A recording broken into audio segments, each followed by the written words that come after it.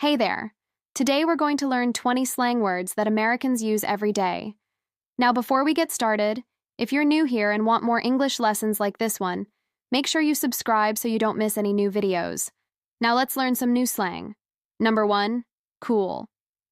Cool is one of the most popular slang words in the English language, and it's extremely common for Americans to use this word in their everyday lives.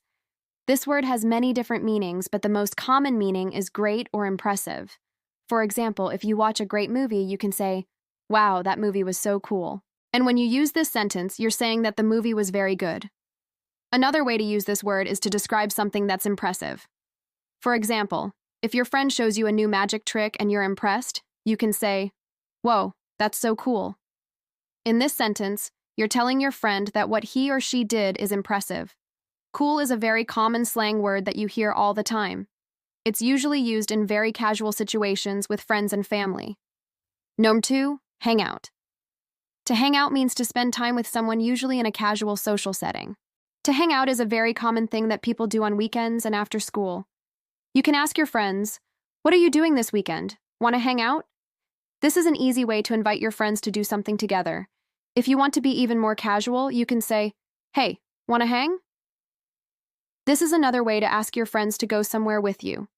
The verb to hang out is usually used with the preposition with, as in, "I'm going to hang out with my friends." This means that you're going to spend time with your friends. But the verb to hang out can also be used by itself. For example, "Where are you hanging out?" This means, "Where are you spending time?" No 3, dude. Dude is a very common slang word that Americans use all the time. In American English, it's a word that's used to address a man, kind of like Mr. or Sir, but it's much more casual. So you would only use this word with friends or people younger than you.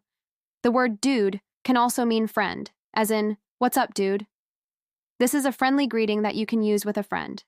Even though dude is normally used to refer to men, women can use this word to refer to themselves. It's completely gender neutral and can be used by all ages. Number 4, bummer. Bummer is a slang word that means disappointment or bad luck. If something bad happens, you can say, "Oh, bummer." For example, if your friends invite you to a party and you can't go because you have to study for a test, you can say, "Oh, bummer." This is an easy way to express disappointment when something fun is canceled. Another way to use the word bummer is to show sympathy. For example, if your classmate misses the school dance, you can say, "Hey, I'm sorry you couldn't go to the dance. That's a bummer." In this situation, "that's a bummer" means that it's unfortunate that your classmate couldn't go to the dance. "That's a bummer" is usually said in a casual tone. So if you're speaking in a more formal setting, you should avoid using this phrase. Number 5, chill. To chill is a very common verb that Americans use in their everyday lives. When you use this verb, it usually means to relax or calm down. For example, if you had a stressful day at work, you might tell your friends that you want to come over and chill. In this situation, you're asking your friends if you can come over and relax. Another way to use the word chill is to talk about the weather. If it's not hot or cold, you can say, "The weather is chill." This is another way to say that the weather is nice and relaxing. Chill is a very laid-back word that's used in informal situations. Number 6, no biggie.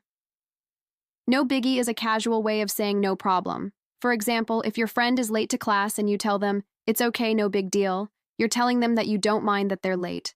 You could also use this phrase if someone does something wrong and makes a mistake.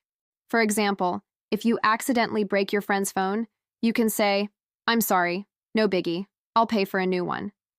In this situation, you're telling your friend that it's okay and that you will pay for a new phone. Overall, the phrase "no biggie" is used in very casual and relaxed situations. Number 7, sweet. Sweet is a slang word that Americans often use in their everyday lives. It's a very versatile word that can be used to express excitement, approval, or happiness. For example, if your favorite band announces a concert, you can say, "That's sweet." In this sentence, you're expressing that you're happy about the concert. You can also use the word sweet to respond to someone who gives you good news. For example, if your friend tells you that she got a new puppy, you can say, "That's sweet." And lastly, you can use the word sweet to describe something as awesome or cool. For example, if your mom buys you an expensive gift for your birthday, you can say, "Thanks, Mom. That's so sweet." Overall, the word sweet is used in very positive and informal situations. Number 8, FYI. FYI stands for your information, and it's a common abbreviation that Americans use in everyday life, especially through text, emails, and messages. It's a polite way to add extra information to a previous statement. For example, if you ask your boss, "When is the deadline for this project?"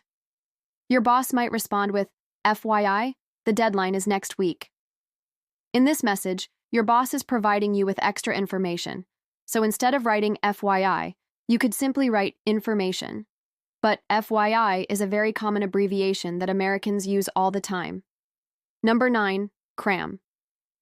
To cram means to study a lot in a short amount of time. For example, if you have a test tomorrow and you haven't studied, you might say, "I have to cram for that test." This is a very common thing for students to do, especially in college. Many college students cram for exams, which means that they study nonstop for weeks to prepare for a big test. If you're not in school, you can still use this word to describe any situation where you have to do a lot of work in a short period of time. For example, if you have to finish a project in one day, you can say, "I'm cramming to finish this project." Number 10, crash. To crash means to sleep or fall asleep quickly.